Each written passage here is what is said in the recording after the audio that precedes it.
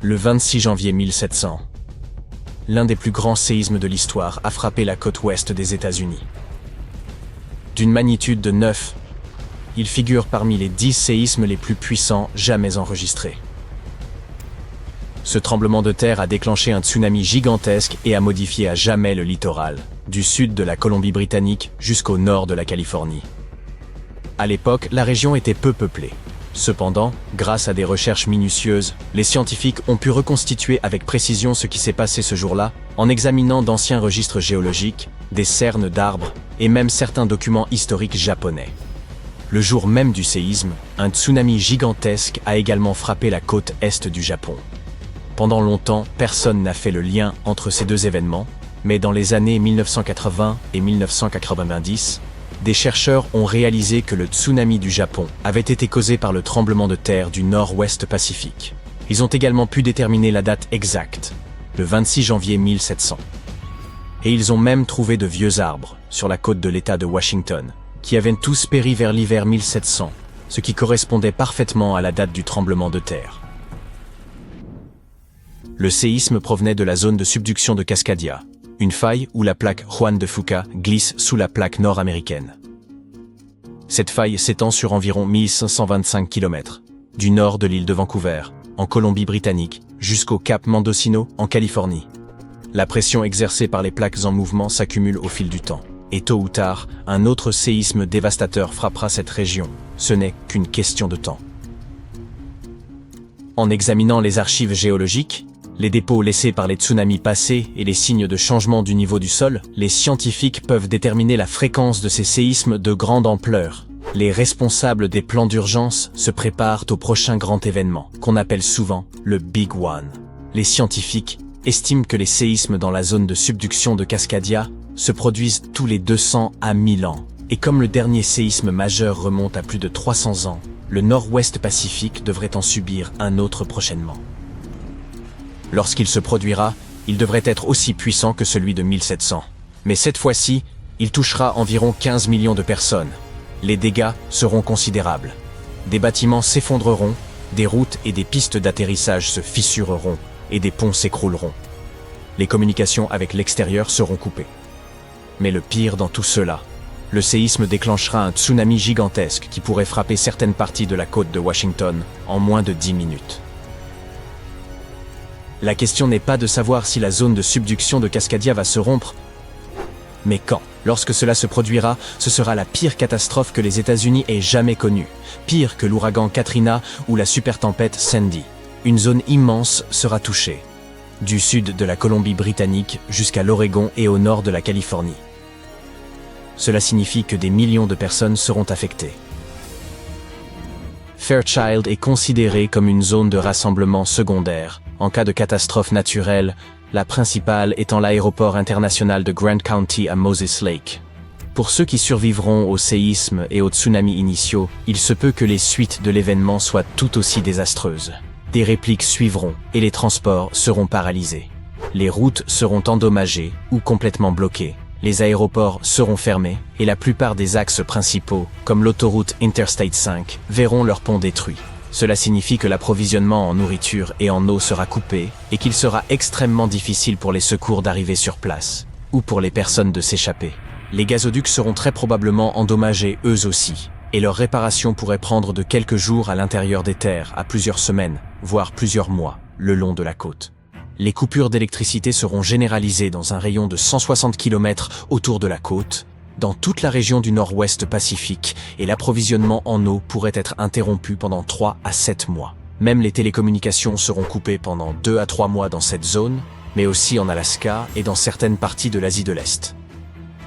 La bonne nouvelle pour l'Est de l'État de Washington est qu'il sera en grande partie épargné grâce aux barrières naturelles. Le tsunami pourrait toucher les gorges du Columbia, mais il perdra rapidement de sa puissance en raison d'un banc de sable sous le fleuve. La chaîne des cascades absorberont une grande partie de l'impact du séisme, de sorte que l'Est ne le ressentira pas aussi fortement.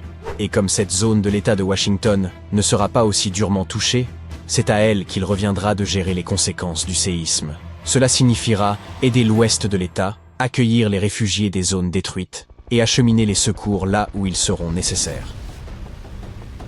les scientifiques ont étudié d'autres séismes majeurs de magnitude 8 à 9, comme ceux du Chili en 1960, de l'Alaska en 1964, de Sumatra en 2004 et du Japon en 2011. Ce type de séisme peut faire trembler le sol pendant 6 à 10 minutes, ce qui est très long. Ces séismes sont extrêmement violents car ils se produisent près de la surface de la Terre. Il ne s'agit donc pas d'une secousse rapide, mais d'une secousse longue et forte qui peut causer d'importants dégâts.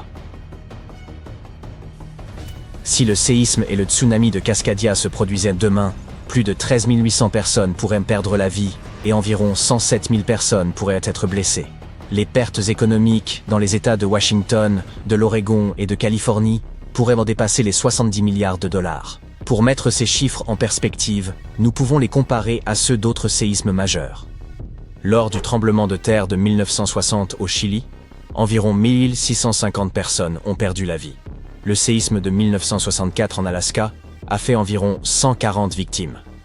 Le tremblement de terre et le tsunami de 2004 à Sumatra ont coûté la vie à environ 280 000 personnes. Et le tremblement de terre et le tsunami de 2011 au Japon ont fait plus de 20 000 victimes. Les autorités connaissent les dangers de la faille de Cascadia. Cependant, malgré toutes les mesures prises, personne ne peut prédire avec certitude ce qui sera nécessaire lorsque le grand séisme frappera. Immédiatement après le séisme et le tsunami, les zones situées en dehors de la zone sinistrée immédiate ne pourront pas apporter beaucoup d'aide, car les routes et les aéroports seront détruits et les ressources seront limitées. Comment pouvons-nous faire face à ce type de catastrophe et à ses conséquences? Nous n'avons pas encore toutes les réponses.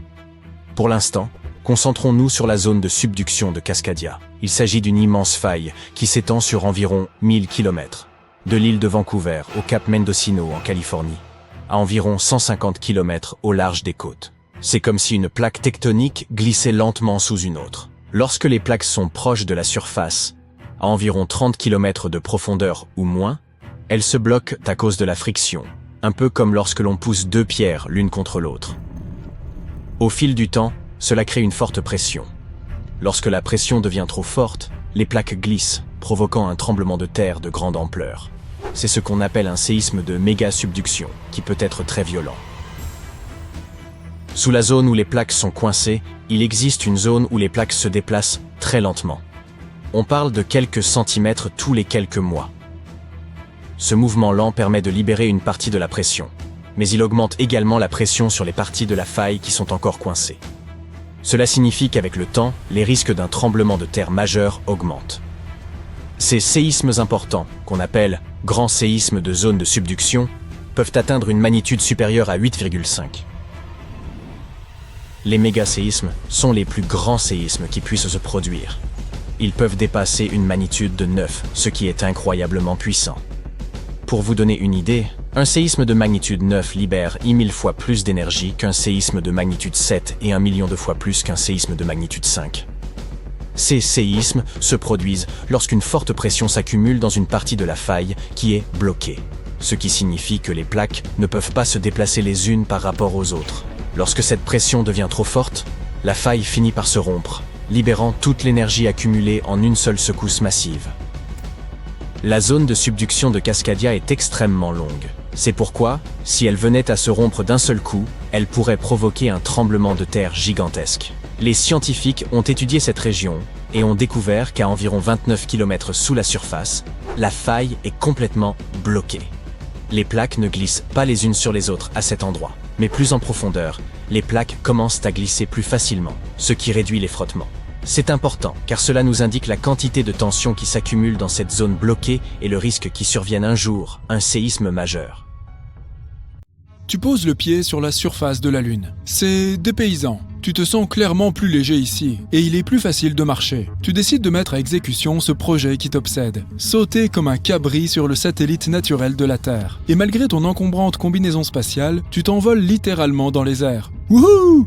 Ok, ça c'est fait. Tu continues ta promenade sur la surface de la Lune lorsque tu ressens quelque chose d'étrange.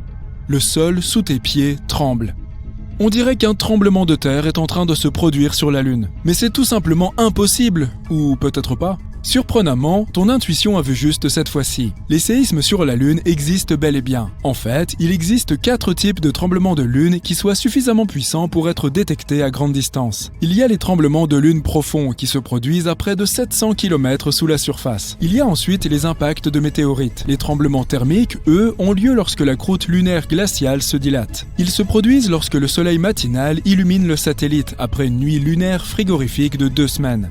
Il y a aussi des tremblements de lune superficiels. Ce sont les seuls qui s'apparentent aux tremblements de terre de notre planète. Ces séismes lunaires se produisent à une profondeur de 20 à 30 km sous la surface. Ce sont les plus puissants et les plus dangereux. Entre 1972 et 1977, le réseau sismique Apollo a enregistré 28 séismes lunaires de ce type, et certains d'entre eux avaient une magnitude supérieure à 5 sur l'échelle de Richter. Sur Terre, un tel tremblement de terre serait assez fort pour fissurer le plâtre et déplacer des meubles imposants. De plus, les tremblements de lune superficiels durent très longtemps par rapport aux tremblements terrestres. Une fois qu'ils ont commencé, ils peuvent durer jusqu'à 10 minutes. Un tremblement de terre moyen, quant à lui, dure généralement de 10 à 30 secondes. Les scientifiques ne sont toujours pas certains des causes des tremblements de lune superficiels, ni même l'endroit exact où ils se produisent. L'une des théories voudrait que ces séismes lunaires se produisent au bord de grands cratères, relativement récents, qui s'affaissent probablement de temps à autre. Il est intéressant de noter que la Lune et la Terre ne sont pas les seuls endroits où des séismes se produisent. Les scientifiques ont enregistré des séismes, des tremblements, des vibrations et des secousses dans d'autres régions de notre système solaire également. Prenons l'exemple de Mercure. Il y a quelques années, les scientifiques ont découvert que cette planète rétrécissait. Et c'est pourquoi elle semble être tectoniquement active. Prenons encore Vénus. Cette planète est un casse-tête tectonique pour les experts. À l'heure actuelle, Vénus n'a pas de plaque tectonique à proprement parler, et il se pourrait qu'elle n'en ait jamais eu. Mais sa surface présente des rides et des failles qui donnent l'impression qu'elle pourrait bien avoir des plaques tectoniques. D'un autre côté, ces caractéristiques pourraient être apparues des suites d'autres processus. L'activité volcanique, par exemple. Mais même si nous n'avons pas encore observé de séismes sur Vénus, les chercheurs pensent qu'ils pourraient les détecter car leurs vibrations produiraient des ondulations dans l'épaisse atmosphère de la planète. Et maintenant, Mars. Nous savons avec certitude que cette planète est sismiquement active. Un module de la NASA a placé un sismomètre à la surface de la planète rouge. Et en 2019, il a réussi à mesurer son premier tremblement de Mars. Par la suite, l'atterrisseur a continué à enregistrer des tremblements, mais ils étaient si faibles que s'ils se produisaient sur notre planète, ils seraient complètement couverts par le bruit de fond des océans terrestres. Mais un corps spatial n'a pas besoin d'être une planète à part entière pour avoir une tectonique active. Prenons Pluton. Cette planète naine est géologiquement active en ce moment même. En 2014, la sonde spatiale New Horizons de la NASA survolait le système de Pluton lorsqu'il a détecté des caractéristiques géologiques complexes sur cette planète naine. Les scientifiques en ont conclu que Pluton pourrait connaître des secousses lorsque son océan d'eau liquide gèle et dégèle sous sa croûte glacée. Les lunes de Jupiter, Europe et Io, ainsi que les lunes de Saturne, Titan et Encelade, sont également actives géologiquement, en dépit de leur petite taille. Leurs caractéristiques vont des volcans et des panaches d'eau à de potentiels océans souterrains. Et maintenant, je parie que tu ne connais pas ces faits étonnants sur les tremblements de terre qui se produisent sur notre propre planète. Il y a un endroit sur Terre où se produisent 90% de tous les tremblements de terre. Il s'agit de la ceinture de feu qui s'étend autour de l'océan Pacifique, de la Nouvelle-Zélande jusqu'à l'Amérique du Sud. Ça ressemble plus à un fer à cheval qu'à une ceinture. Quoi qu'il en soit, les experts affirment que ces innombrables tremblements de terre sont causés par l'abondance de volcans dans cette région et par le mouvement constant des plaques tectoniques. Environ 1 demi-million de tremblements de terre se produisent sur Terre chaque année, mais beaucoup d'entre eux se produisent très profondément dans la croûte terrestre, et seul un équipement de pointe peut les détecter. Nous ressentons environ 20% de tous ces tremblements de terre, et seulement 100 d'entre eux causent de réels dégâts. Le plus grand tremblement de terre jamais enregistré s'est produit au Chili en mai 1960. Il était d'une magnitude de 9,5 sur l'échelle de Richter et a été véritablement dévastateur. Pendant le tremblement de terre, les sismographes ont détecté et enregistré des ondes sismiques qui ont parcouru la planète entière et elles ont secoué le globe pendant plusieurs jours. Quant au tremblement de terre le plus puissant survenu aux États-Unis, il était de 9,2 et s'est produit en Alaska. À propos, l'Alaska est, avec la Californie, l'État américain le plus exposé aux tremblements de terre et l'une des régions du monde les plus actives sur le plan sismique. Un tremblement de terre de magnitude 7 s'y produit presque chaque année. Un mégaséisme peut en fait raccourcir la durée d'une journée pour l'ensemble de la planète. La NASA affirme que les très gros tremblements de terre peuvent déplacer l'axe de notre planète et, par conséquent, modifier la durée du jour. Bien sûr, tu ne t'en rendras pas compte puisque ce changement se mesure en microsecondes. Et qu'une microseconde, ce n'est qu'un millième de seconde. Les scientifiques pensent que le tremblement de terre de Sumatra de magnitude 9,1, qui s'est produit en 2004, a raccourci la journée de 6,8 microsecondes. Même les meilleurs spécialistes sont incapables de prédire un tremblement de terre. C'est essentiellement parce que les mécanismes qui engendrent les séismes se trouvent très profondément sous terre. Mais de nos jours, nous avons appris à calculer avec davantage de précision le moment où un tremblement de terre pourrait se produire. Les tremblements de terre peuvent être déclenchés par des éruptions volcaniques ou, à tout hasard, par des impacts de météorites. Mais la plupart d'entre eux sont causés par les mouvements des plaques tectoniques de notre planète. La surface de la Terre est constituée de 15 à 20 plaques tectoniques en mouvement constant. La pression augmente lorsqu'elle se déplace, ce qui peut entraîner la rupture de la croûte de notre planète. San Francisco se déplace en ce moment même vers Los Angeles. Et la vitesse de ce mouvement est d'environ 5 cm par an. C'est aussi rapide que la pousse de tes ongles. Cela se produit parce que les deux côtés de la faille de San Andreas, qui est une faille continentale s'étendant sur 1200 km à travers la Californie, glissent l'un sur l'autre. Ainsi, dans plusieurs millions d'années, Los Angeles et San Francisco seront voisines. Les lacs, les étangs et les canaux se réchauffent légèrement et commencent à sentir mauvais avant un tremblement de terre. Cela se produit parce que des gaz sont libérés lorsque les plaques tectoniques se déplacent. La plupart des animaux ressentent ces signes et modifient leur comportement en fonction. Ainsi, les scientifiques ont remarqué que les crapauds disparaissaient complètement avant un tremblement de terre en Italie en 2009. Mais dès que la catastrophe naturelle s'est achevée, ils sont revenus. Même après la fin d'un tremblement de terre, il se peut que tu vois encore de l'eau s'agiter dans ta piscine. Il n'y a pas lieu de s'inquiéter. Il s'agit d'un phénomène hydrodynamique appelé la sèche. L'eau peut continuer à clapoter pendant des heures après la fin du tremblement de terre. La piscine de l'Université d'Arizona, par exemple, a perdu de l'eau à cause d'une sèche causée par un tremblement de terre au Mexique qui s'était produit à 1200 km de là. Le 27 février 2010, un violent tremblement de terre s'est produit au Chili avec une magnitude de 8,8 sur l'échelle de Richter. En conséquence, la croûte terrestre de cette région a été déchirée de façon si spectaculaire qu'une ville du nom de Concepción s'est déplacée de 3 mètres vers l'ouest. Un autre tremblement de terre a entraîné le rétrécissement de 3 cm de la plus haute montagne au monde, le mont Everest. Cela s'est produit en 2015 lorsqu'un tremblement de terre de magnitude 7,5 a provoqué une réduction de plusieurs sommets de l'Himalaya. Les Japonais croyaient que les tremblements de terre étaient provoqués par le Namatsu, un poisson-chat gigantesque vivant dans la boue sous les îles japonaises. Le poisson s'agitait en tous sens, provoquant ainsi une activité sismique. Quant aux anciens Grecs, ils étaient persuadés qu'une puissante divinité marine, Poséidon, produisait les séismes en frappant la terre de son trident dans ses accès de colère. Selon la mythologie hindoue, enfin, ce sont 8 éléphants qui maintiennent la terre en place, eux-mêmes en équilibre sur le dos d'une immense tortue se tenant sur le corps enroulé d'un serpent encore plus grand. Et chaque fois qu'un de ces animaux bouge, un tremblement de terre se produit. Un séisme de magnitude 15 pourrait détruire complètement la planète et faire s'évaporer toute l'eau en quelques secondes, rendant la Terre inhabitable. Plus d'1 demi-million de séismes sont enregistrés chaque année. Mais aucun n'atteint une telle magnitude. 90% des tremblements de terre se produisent dans la ceinture de feu du Pacifique. Le sol y est comme de la gelée. Il tremble presque constamment. Le séisme le plus puissant qui ait jamais frappé la Terre avait une magnitude de 9,5. Une telle puissance est capable d'allonger ou de raccourcir une journée. Or, il se produit sans doute en ce moment même un séisme tout près de vous, causé par un grain de poussière atterrissant sur une table. Mais sa magnitude est de moins 15.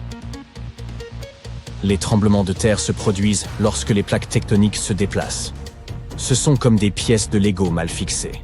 Lorsqu'elles se déplacent vers le haut, vers le bas ou se heurtent les unes aux autres, le sol se déplace aussi, ce qui déclenche des secousses. Cette énergie est comme celle d'une batterie.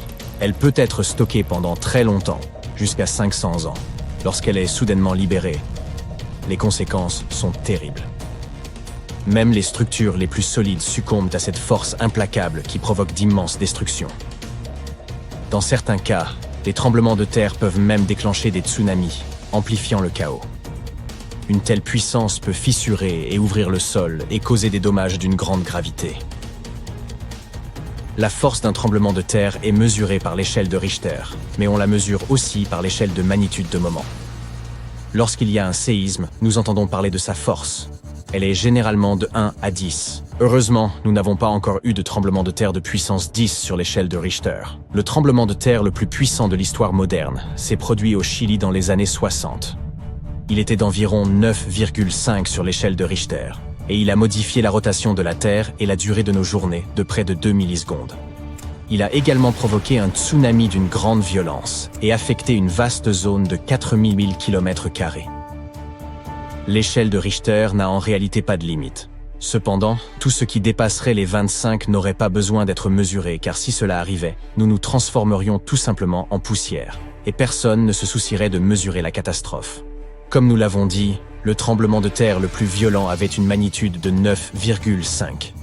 Si cette magnitude avait été plus forte d'un demi-point seulement, cela aurait créé une ligne de rupture de 3500 km de long. C'est presque 7 fois la taille du Wyoming. Un tremblement de terre de magnitude 11 créerait une fissure courant sur la moitié du globe. D'immenses tsunamis frapperaient dans les zones côtières, détruisant tout, et nous connaîtrions une crise environnementale de grande ampleur. Si vous aimez la randonnée, vous auriez alors de nouvelles montagnes à explorer, créées par le terrifiant tremblement de terre. Même la température pourrait augmenter en raison des éruptions volcaniques et des gaz à effet de serre résultant de ce désastre. Notre planète serait comme un four brûlant. Les zones les plus sûres seraient celles qui sont le plus éloignées des villes, des mers, des océans et des montagnes, où les glissements de terrain seraient plus rares. Les pays non préparés aux tremblements de terre seraient totalement détruits, et les villes se transformeraient en tas de décombres et de poussière. Et monter encore sur l'échelle de Richter ne ferait qu'aggraver les choses. Mais rassurez-vous, un tremblement de terre de cette puissance est impossible. La Terre ne dispose pas d'assez d'énergie pour produire de tels séismes. Mais il y a quelque chose qui possède beaucoup plus de puissance et qui peut provoquer des méga-séismes. Les astéroïdes ont suffisamment de force pour détruire notre planète, comme nous le savons bien depuis l'ère des dinosaures. Cet astéroïde faisait environ 10 km de long et a causé d'énormes dégâts sur la planète. Il a déclenché des tremblements de terre qui ont secoué le sol pendant des mois.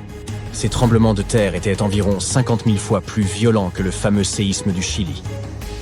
Et ils ont provoqué un tsunami 30 000 fois plus puissant que le tsunami de l'océan Indien.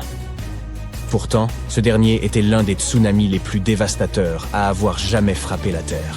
Les tremblements de terre causés par l'astéroïde en question avaient une magnitude de 11, ce qui en fait la catastrophe naturelle la plus puissante et la plus effrayante jamais enregistrée. Espérons que cela ne se reproduise pas. Le tsunami de l'océan Indien n'a affecté que certaines zones. Le tsunami de l'astéroïde, quant à lui, a affecté la planète entière et ses vagues mesuraient 10 mètres de haut. Même si vous aviez voyagé jusqu'à l'endroit le plus reculé de la Terre, vous n'auriez pas pu échapper à ce cauchemar. Un séisme de magnitude 15 ne serait pas 50% plus fort que le séisme du Chili. Cette échelle ne fonctionne pas comme ça. Il serait environ 100 millions de fois plus puissant qu'un séisme de magnitude de 9,5. Il pourrait faire s'évaporer toute l'eau sur Terre, nous laissant dans un désert immense sans possibilité de survie. Tous les écosystèmes s'effondreraient, toutes les chaînes alimentaires seraient rompues, et probablement seules quelques bactéries ultra-résistantes survivraient à ce fléau. Et ce n'est de là qu'une toute petite partie de la catastrophe qui surviendrait alors. L'océan régule la température de notre planète. Sans lui, la Terre serait super chaude. L'océan sert également de bouclier contre les puissants rayons du soleil. Il absorbe la chaleur et refroidit la Terre. Selon les scientifiques, le plus grave pour nous serait l'impossibilité pour la croûte terrestre de résister aux violentes secousses d'un tremblement de terre de magnitude 15. Si par miracle notre planète survivait et ne tombait pas immédiatement en poussière, il y aurait quand même d'énormes failles dans sa croûte. Le sol deviendrait gélatineux. Il bougerait de manière aléatoire, vers le haut, le bas, la gauche et la droite, et aucun bâtiment ne pourrait tenir. Nous serions renvoyés à l'époque de Stonehenge. De tels mouvements tectoniques sont extrêmement dévastateurs. Une chose similaire s'est produite au Japon, lorsque les plaques tectoniques se sont écartées d'une 50aine de mètres l'une de l'autre, puis se sont rapprochées, créant un séisme de magnitude 9. Aucun endroit sur Terre n'est à l'abri de ce phénomène naturel qui fait froid dans le dos. Pourtant, certaines zones sont plus susceptibles d'être détruites que d'autres, comme la ceinture de feu, où se produisent 90% des séismes. C'est un endroit où les séismes sont presque quotidiens. La ceinture de feu est située dans l'océan Pacifique. Elle forme comme un anneau le long des continents qui bordonnent le Pacifique. Là, plusieurs plaques tectoniques se rencontrent. et le sol y est extrêmement instable. Pour rendre le problème encore plus terrifiant, 75% des volcans actifs se trouvent dans cette zone. 90% des volcans endormis s'y trouvent également, rendant cet endroit extrêmement dangereux. Les scientifiques surveillent attentivement cette région et cherchent un moyen de prédire quand le prochain séisme frappera. Mais la ceinture de feu n'est pas le seul endroit à risque. En Californie, le long de la faille de San Andreas, 2 plaques tectoniques ont accumulé de l'énergie pendant plus de 200 ans. La faille de San Andreas s'étend sur 1150 km et pourrait causer un puissant tremblement de terre. Les gens de cette région ont très peur des séismes. Celui de San Francisco en 1906 a marqué les esprits. Il avait une magnitude de 7,8 sur l'échelle de Richter. Les prédictions des scientifiques sont effrayantes. Ils disent que la probabilité d'un tremblement de terre de magnitude 6,7 est très élevée dans la région. Si tout commence à mal tourner, il vous faudra savoir quoi faire. Évitez tout ce qui peut vous tomber dessus. Fenêtres, placards et plafonds instables. Les experts ont l'habitude de dire que dans de telles circonstances, il faut se baisser, se couvrir et s'accrocher. Restez près du sol. Cachez-vous sous quelque chose de stable et ne bougez pas jusqu'à ce que les secousses cessent. Restez même sous votre abri pendant 2 minutes de plus, au cas où il y aurait des répliques ou des chutes de débris. Assurez-vous qu'il n'y a pas de fuite de gaz. Si ça sent le gaz, n'allumez pas les lumières et ne faites rien qui pourrait l'enflammer. Restez fort et gardez courage.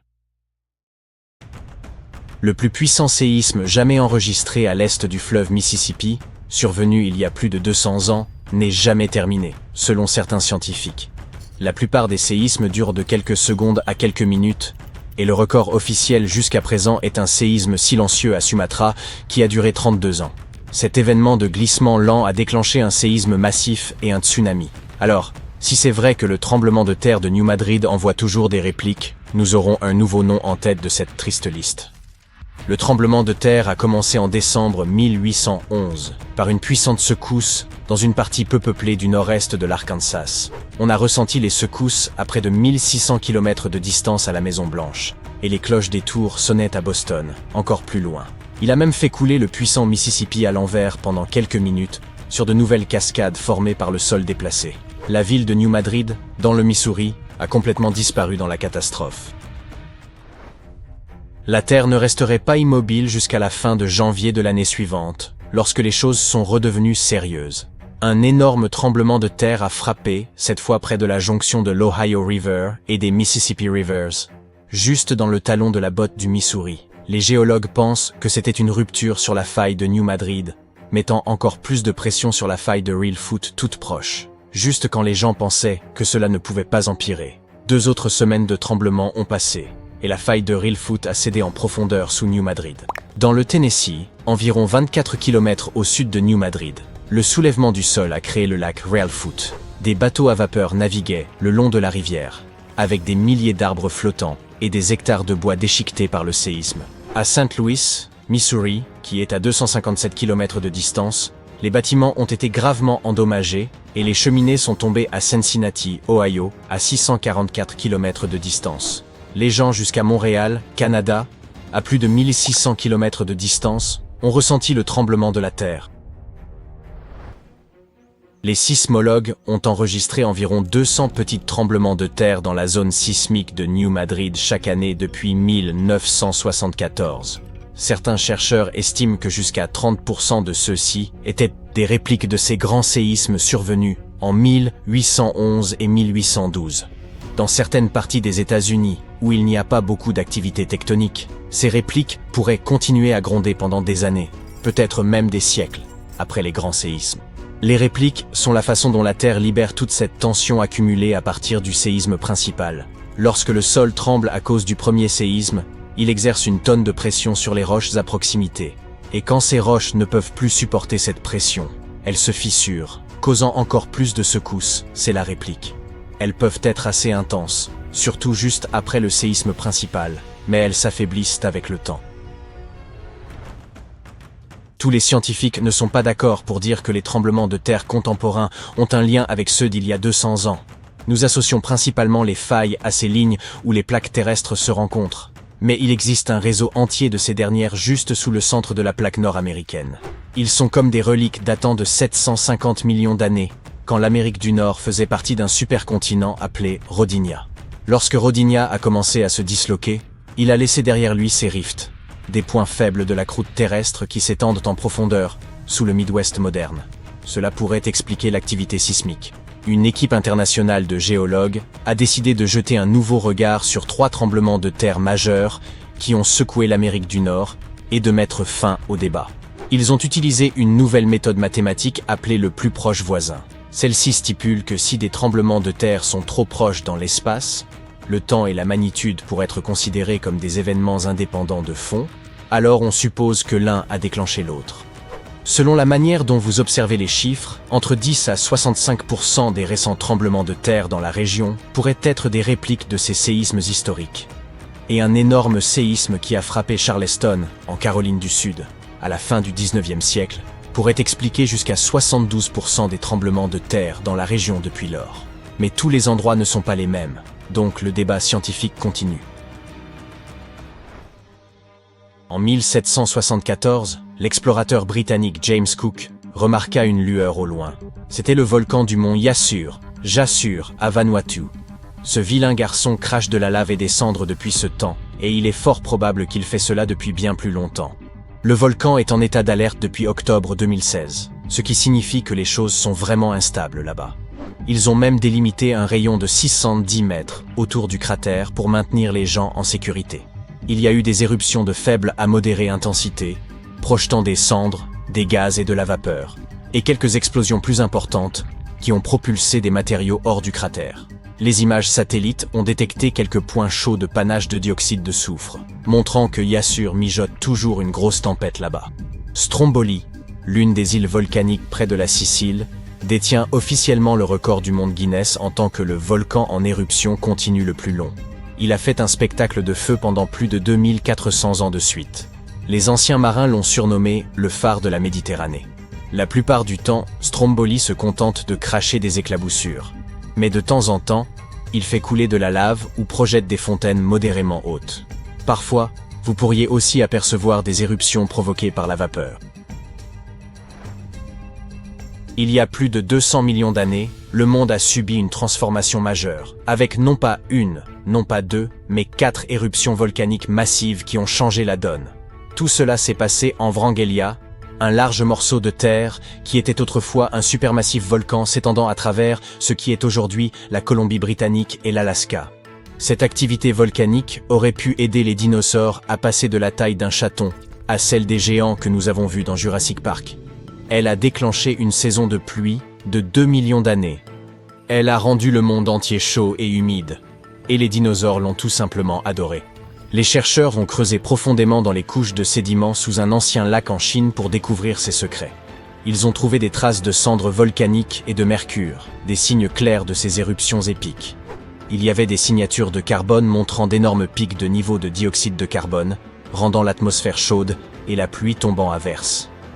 Tout cela s'est produit en 4 impulsions distinctes, chacune déclenchée par ces monstrueuses explosions volcaniques. Il y a un endroit dans un parc national non loin de Sydney, en Australie, où un incendie fait rage profondément sous terre depuis au moins 6000 ans. On l'appelle Burning Mountain, et c'est un feu de couche de charbon, qui brûle son chemin à travers une couche de charbon sous la surface de la Terre. Une fois que ces feux souterrains commencent, ils sont quasiment impossibles à éteindre. Cette boule de feu mesure jusqu'à 9 mètres de large et est extrêmement chaude. Mais il n'y a pas de flamme, elle couve. Le feu progresse lentement à un rythme d'environ 1 mètre par an. Un agriculteur du coin l'a aperçu pour la première fois au 19e siècle et a cru qu'il s'agissait d'un volcan. Les gens qui vivent ici depuis des lustres croient que cet endroit est sacré. Ils l'ont utilisé pour cuisiner et fabriquer des outils, et racontent qu'il est né des larmes d'une veuve ou de la torche d'un héros. Mais les experts pensent qu'il pourrait s'agir d'un coup de foudre, ou du charbon qui chauffe comme un barbecue d'été à cause de l'interaction avec l'oxygène.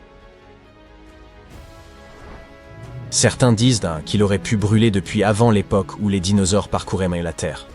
Personne ne sait exactement combien de temps cette montagne brûlera ou dans quelle direction elle se déplacera.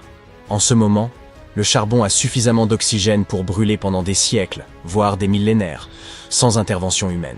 Le feu chauffe la montagne comme un gigantesque four. la faisant se fissurer et s'effriter, invitant davantage d'oxygène à s'y nourrir. Même si les humains décident d'agir, ces incendies de veines de charbon nécessitent des camions d'eau et d'azote liquide pour les maîtriser. Il y a plusieurs années, des explorateurs ont remarqué que la braise s'approchait d'une falaise surplombant une petite rivière. Et selon ce que la veine de charbon décide de faire ensuite, nous pourrions voir des changements spectaculaires ici dans les décennies à venir. Il pourrait y avoir des flammes avec beaucoup plus de chaleur, où la veine de charbon pourrait s'enfoncer, s'éteindre et s'éteindre. Depuis l'an 2000, le monde a été frappé par plus de 1700 tremblements de terre d'une magnitude supérieure à 5. Nombre d'entre eux se sont produits autour de la ceinture de feu, située sur le pourtour de l'océan Pacifique. En Amérique du Nord, la plus grande menace est la faille de San Andreas, susceptible de provoquer un tremblement de terre d'une magnitude inégalée, ce qui lui a valu le surnom de Big One. La destruction potentielle de la Californie est une perspective terrifiante qui pourrait avoir des conséquences inimaginables. Mais le Big One n'est que le début de ce qui nous attend. Mauvaise nouvelle.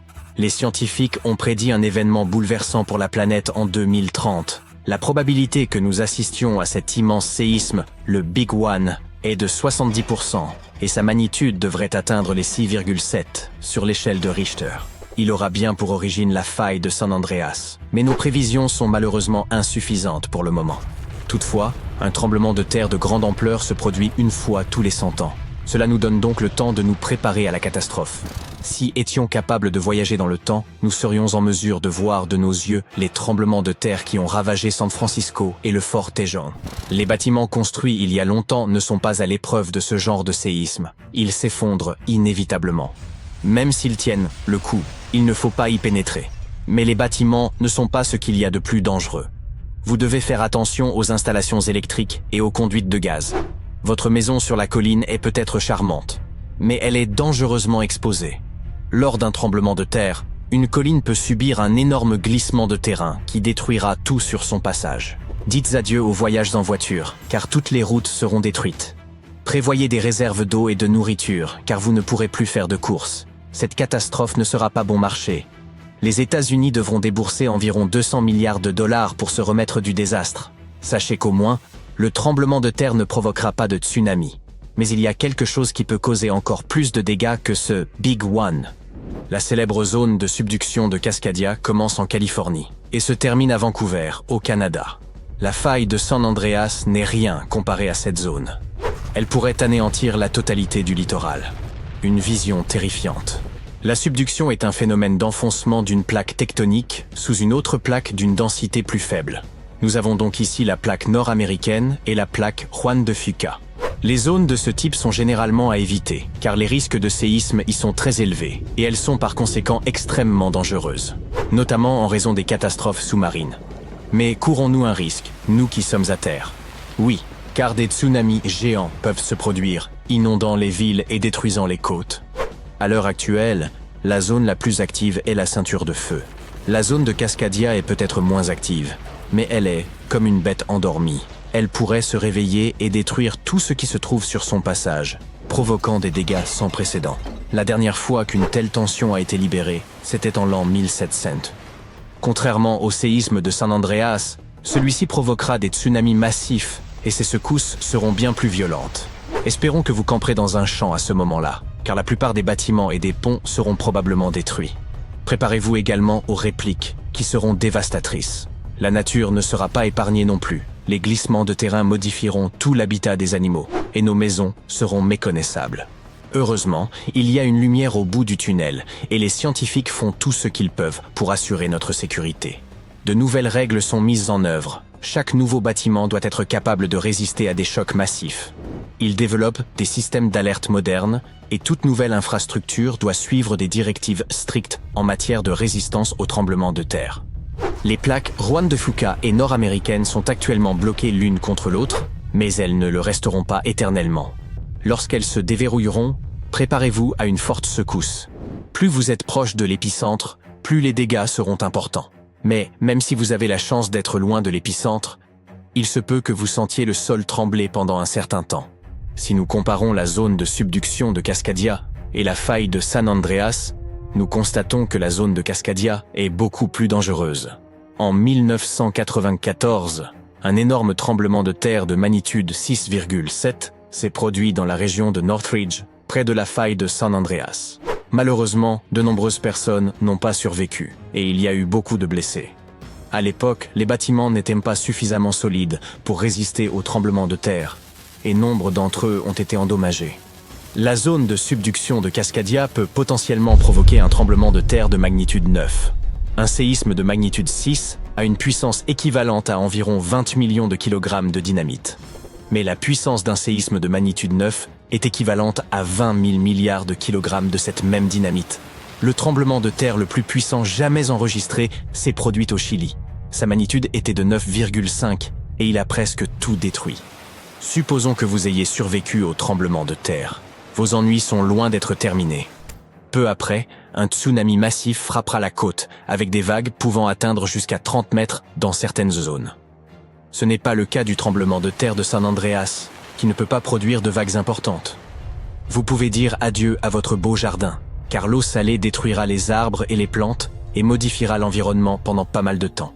Le seul point positif, vous n'aurez plus besoin de décoration pour Halloween, car tous ces arbres desséchés ressembleront à une forêt fantôme. Les vagues, les secousses et l'étendue de la zone elle-même rendront cette catastrophe naturelle bien plus redoutable que celle causée par la faille de San Andreas et par le Big One. Un tremblement de terre similaire s'est produit il y a environ 300 ans. De nombreux autres ont été enregistrés au cours des 3500 dernières années, ce qui prouve qu'ils se produisent continuellement tous les 4 à 600 ans. Techniquement, il nous reste donc entre 100 et 300 ans avant le prochain événement. Nous ne savons toujours pas comment fonctionne exactement la zone de subduction de Cascadia, car nous ne l'avons découverte qu'en 1970. Cette zone est très effrayante. C'est l'une des plus dangereuses de la planète. Elle a été découverte par hasard par des chercheurs qui étudiaient la ceinture de feu.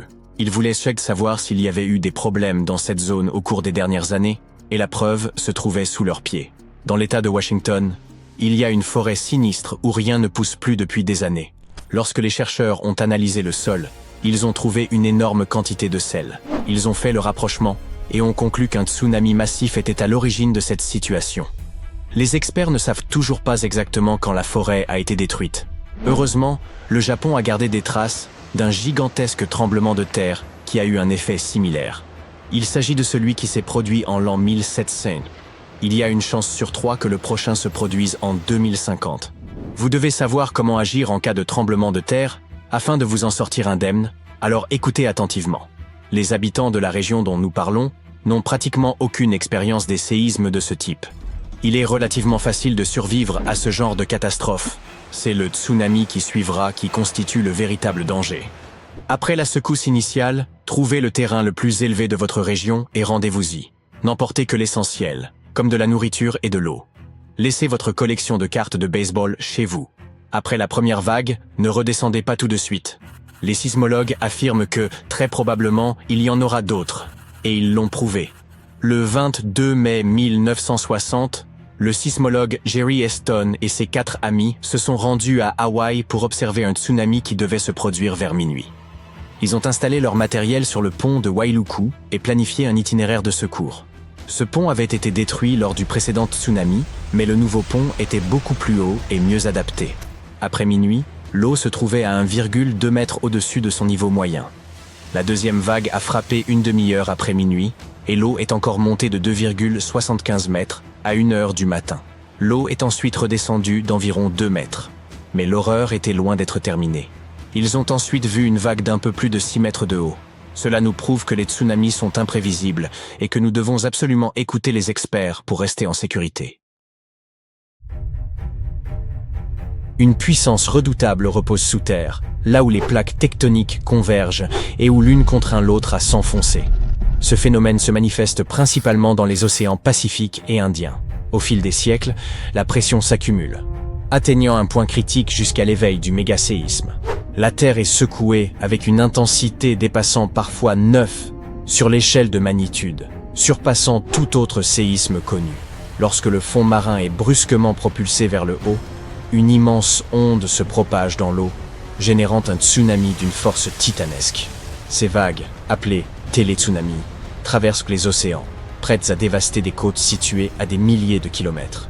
S'étendant sur 1000 km, la faille de chevauchement donne l'impression que la Terre ne fait pas que trembler, mais qu'elle se déchire littéralement.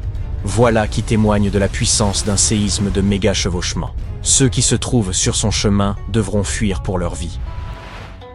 Les autorités japonaises ont récemment émis leur tout premier avis de méga séisme. Cet avertissement a été déclenché par une violente secousse en bordure de la fosse sous-marine de Nankai. Bien que la plupart des alertes aient été levées et que le séisme de magnitude 7,1 ait causé peu de dégâts, des secousses ont touché le sud-ouest du Japon, entraînant un ralentissement des trains à grande vitesse pour des raisons de sécurité et affectant les déplacements de nombreux voyageurs.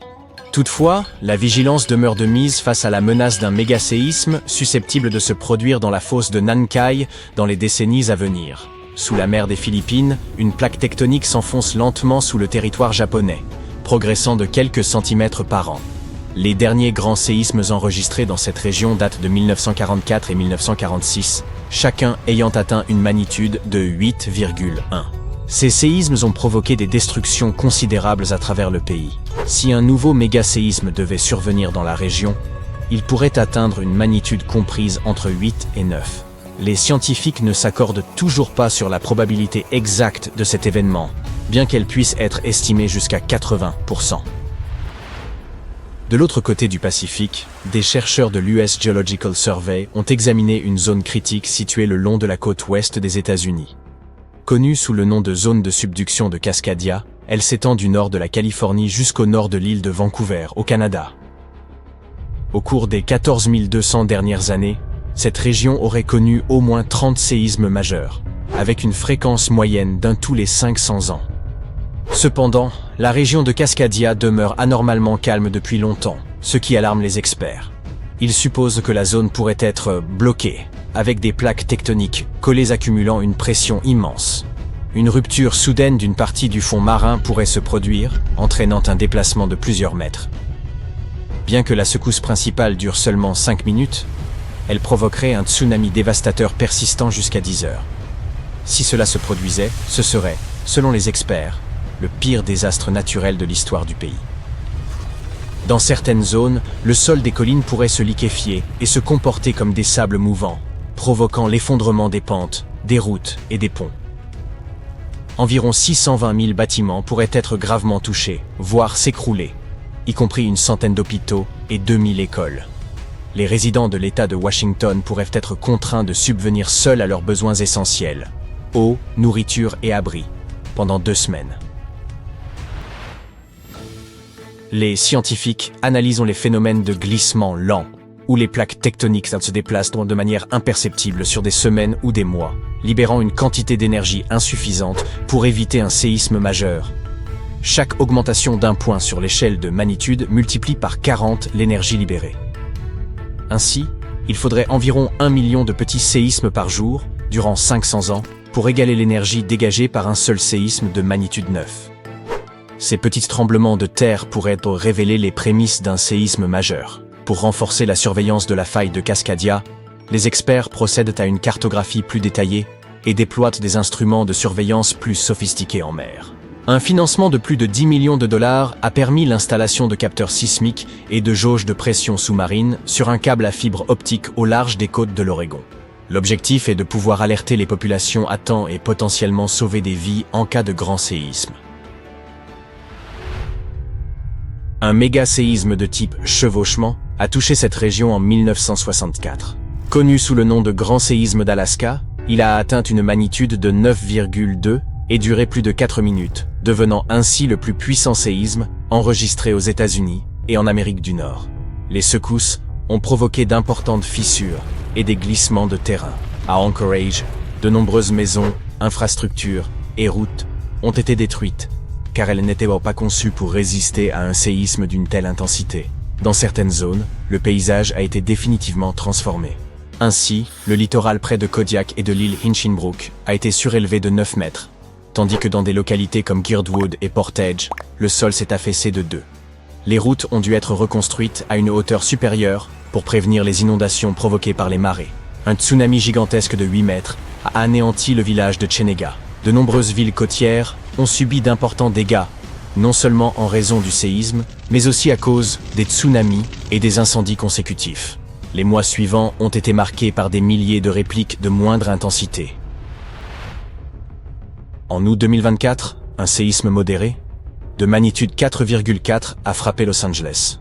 À la suite de cet événement, le service de protection contre les incendies de Los Angeles a inspecté la ville sans relever de dommages majeurs ni de blessés. Cependant, à Pasadena, près de l'épicentre, une canalisation a éclaté à l'intérieur de l'hôtel de ville, obligeant à l'évacuation du bâtiment. Heureusement, aucun risque de tsunami n'a été signalé.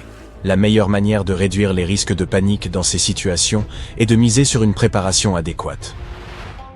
Le Japon figure parmi les régions du globe les plus exposées au séisme, en raison de sa position au croisement de 4 plaques tectoniques. Chaque année, environ 1500 séismes y sont suffisamment puissants pour être ressentis. Cette réalité a conduit les Japonais à adapter leur quotidien à ces phénomènes. Ainsi, une loi adoptée en 1950 impose que les bâtiments soient conçus pour résister à des secousses d'une magnitude allant jusqu'à 7 sans s'effondrer. Une mise à jour, survenue 30 ans plus tard, a précisé que les bâtiments devraient en subir uniquement des dommages mineurs lors de tels séismes et continuer à fonctionner normalement. Toutefois, en cas de tremblement de terre plus puissant, la réglementation impose que la priorité soit d'éviter l'effondrement du bâtiment afin de protéger des vies humaines. À un niveau basique, cela implique de renforcer les structures avec des poutres, des piliers et des murs plus épais pour mieux résister aux secousses.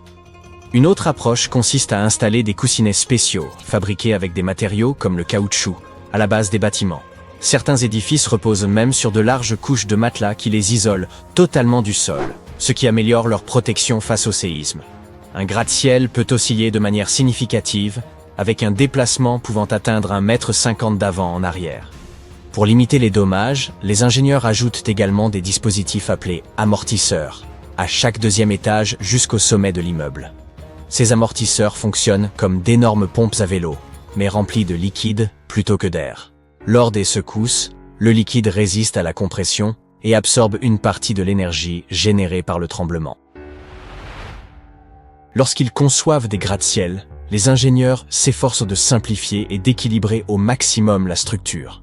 Cela implique que chaque étage ait une hauteur uniforme et que les colonnes de soutien soient réparties de manière régulière. Cependant, les architectes privilégient parfois des designs plus créatifs, ce qui les pousse à chercher des solutions de compromis pour maintenir à la fois l'esthétique et la sécurité du bâtiment. Par exemple, la Tokyo Skytree, l'une des tours les plus hautes au monde, associe un style futuriste à des dispositifs innovants conçus pour résister au séisme. Elle intègre un pilier central, inspiré des pagodes traditionnelles japonaises, ainsi que des amortisseurs sismiques qui dissipent l'énergie des secousses, garantissant ainsi sa stabilité et sa sécurité. Non pas un tremblement de terre, mais un méga-séisme pourrait se produire au Japon. C'est plus effrayant, plus grand et plus destructeur que les secousses ordinaires. Cependant, le problème est qu'il se produira sous l'eau, ce qui signifie qu'il déclenchera un gigantesque tsunami de 30 mètres de haut. Une colonne d'eau, presque aussi haute qu'un immeuble de 10 étages, s'effondrera sur les villes côtières, anéantissant des centaines de maisons. Le flux d'eau peut détruire tout sur son passage comme une boule de bowling qui renverse les quilles. Et puis, une autre vague peut arriver, et encore une autre. Toute personne à risque devrait être sur ses gardes. Comment survivre? Vous le découvrirez plus tard dans cette vidéo. Mais d'abord, voyons ce qu'est un méga-séisme. C'est un tremblement de terre d'une magnitude de 9 ou plus. C'est un phénomène très rare. Et cela ne dépend pas de la puissance du secousse, mais de la longueur de la faille où il se produit. Plus la faille est longue, plus le tremblement de terre est puissant. Mais qu'est-ce que ces failles? Ce sont des fissures dans les roches de la croûte terrestre, qui se déplacent l'une par rapport à l'autre. Imaginez un grand puzzle où chaque détail est une plaque tectonique géante. Lorsqu'une partie du puzzle s'éloigne d'une autre, ou lorsqu'elle se heurte, c'est à ce moment-là que les tremblements de terre commencent. Si la faille entre les parties est longue, alors la magnitude du tremblement de terre est grande. Le plus grand méga-séisme jamais enregistré s'est produit le 22 mai 1960 au Chili. La faille mesurait presque 1600 km de long. C'est presque la moitié de la distance entre Chicago et Los Angeles. Et maintenant, un méga-séisme similaire peut se produire sous l'eau. C'est ainsi que tout a commencé. L'année dernière, le 8 août, à 16h42, Un tremblement de terre d'une magnitude de 7,1 s'est produit dans le sud du Japon. Les secousses sont apparues au large de l'île principale de Kyushu. Tout le monde était terrifié car il s'attendait à ce qu'un grand tsunami apparaisse. Mais heureusement, ils n'ont fait face qu'à une petite vague. Elle s'est effondrée sur le rivage, mais n'a pas détruit de bâtiment. Environ 15 personnes ont été blessées, ce qui est triste bien sûr. Mais cela aurait pu être pire. Il semblait que la catastrophe était passée. Les habitants ont poussé un soupir de soulagement. Cependant, après cela, l'agence météorologique du Japon a envoyé un avertissement concernant un possible méga-séisme qui pourrait être incroyablement dévastateur. Un précédent tremblement de terre de magnitude 7,1 pourrait être un présage d'une catastrophe imminente, une catastrophe qui pourrait affecter 250 000 de personnes. Dès que les gens ont entendu ça, ils se sont précipités pour acheter des provisions. L'augmentation de la demande et une légère panique ont entraîné des pénuries de riz et de plusieurs autres produits de base. Les gens faisaient des provisions de nourriture et se préparaient au pire, mais, une semaine plus tard, l'agence météorologique du Japon a annulé l'avertissement. Il s'est avéré que le petit tsunami sur l'île de Kyushu n'était pas un présage. Personne ne sait si un méga-séisme et un tsunami se produiront dans cette région. Mais les chances sont très élevées. Pour comprendre la nature de ce danger, nous devons plonger sous l'eau dans un endroit appelé la fosse de Nankai. C'est une faille sous-marine de 800 km de long qui court presque parallèlement à la côte pacifique du Japon. C'est ici que deux énormes sections de la croûte terrestre se rencontrent. La plaque de la mer des Philippines et la plaque eurasienne. Et la plaque des Philippines est en train de subducter et glisse lentement sous la plaque eurasienne, sur laquelle le Japon est partiellement situé. Pendant ce mouvement, les plaques se bloquent, accumulant de l'énergie. Par la suite, lorsqu'elles se déplacent et s'alignent à nouveau, elles libèrent une formidable décharge d'énergie.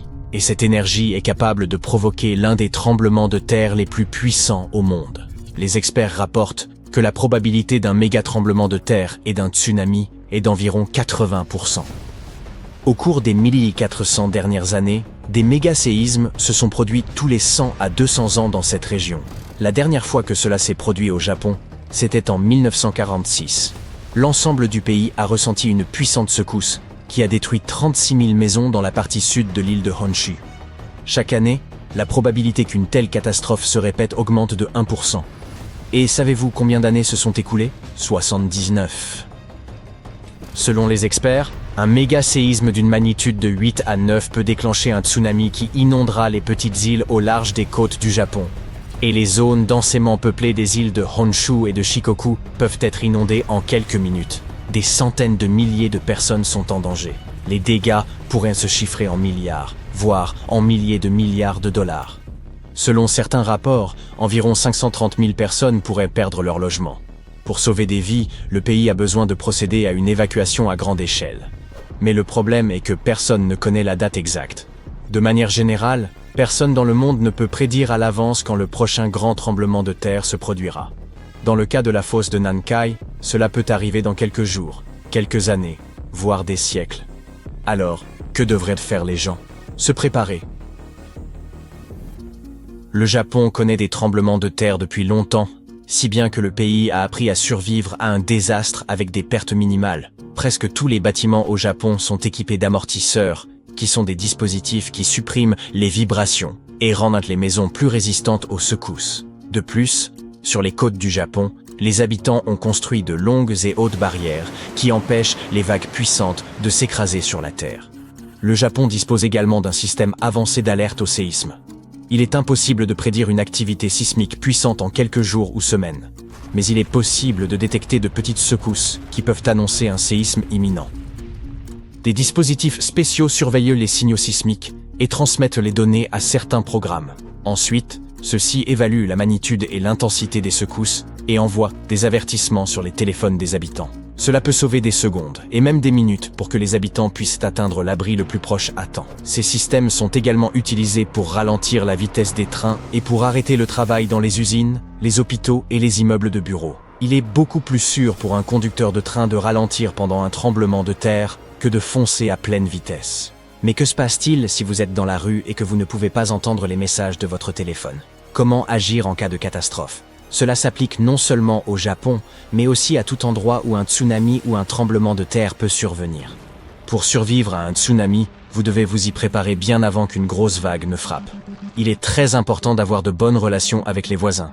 Soyez aimable avec eux, aidez-les et traitez-les bien. En période de problème ou de catastrophe, c'est formidable d'avoir des personnes avec qui vous avez une bonne relation.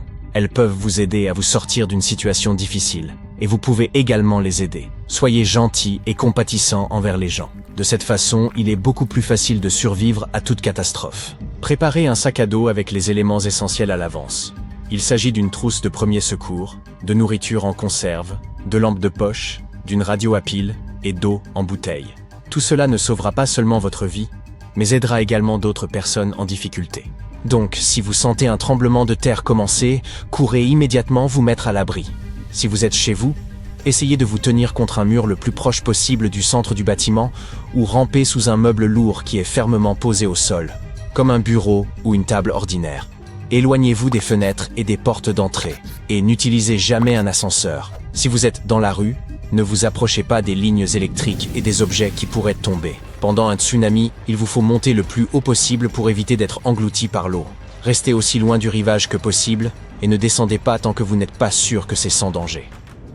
Mais comment pouvez-vous être informé d'une vague approchante si vous n'avez pas reçu l'alerte? Lorsqu'un tsunami s'approche du rivage, vous entendrez un rugissement similaire au grondement d'un train ou d'un avion qui passe.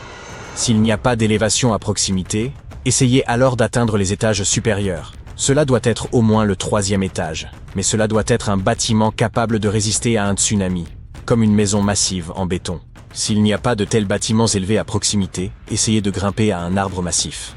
Quand le sinistre est terminé, regardez autour de vous et trouvez ceux que vous pouvez aider. Écoutez les messages des secouristes via la radio ou la télévision.